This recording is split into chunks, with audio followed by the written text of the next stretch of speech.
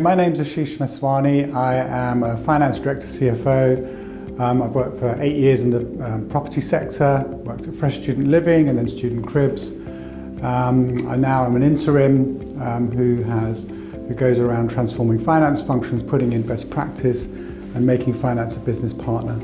So in 2012, I joined a business called Fresh Property Group, who are a leading student and build-to-rent property manager. And QX were already in place. We had quite a small team. And I think we planned to grow. We had planned to grow significantly, quite ambitious, and it was a good time for the student property market. So we wanted outsourcing to work. I was a little bit skeptical because I'd heard, scare stories about outsourcing not working.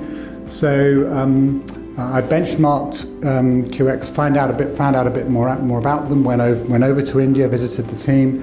And what I found was there was the potential to really make QX part of our team. There was that flexibility, there was that attitude to really make it work. I would say QX added value in two areas, mainly. One of them, it allowed us to scale up cost effectively, and we grew our finance team out there from 4 to 26. So that really made a big difference and added,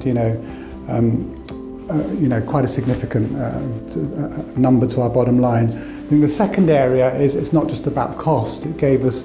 They gave us very accurate, diligent reporting. They really cared about doing a good job, and that made a big difference to our service to our end clients.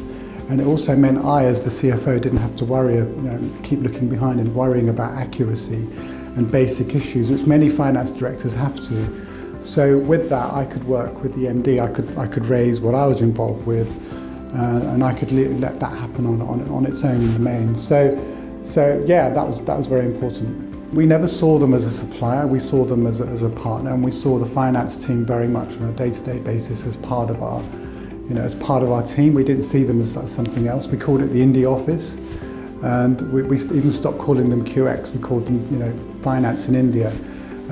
Just generally as an organisation, I found them to be very flexible, willing to learn from us, but also very open to making their own contributions.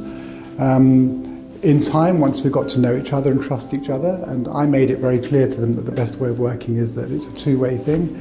But as a partner, I found them very reliable, very accessible, had access to everyone all the way up to the CEO and the head of the finance deliverable function as well. So yeah, it was good. It was good. I think with the pandemic, which is something that we're all aware of, it's been very clear that people can work remotely and can work remotely effectively as well.